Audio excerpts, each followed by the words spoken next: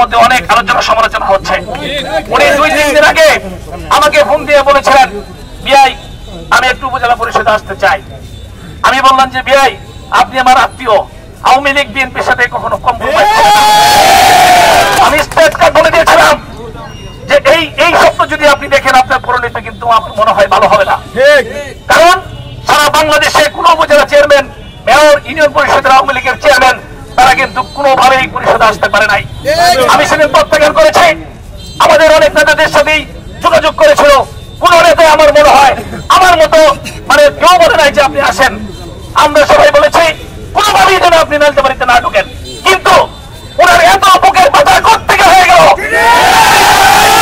আজকে এই পরিষদে কলঙ্কিত করেছেন আপনি এই পরিষদে যারা খুনি।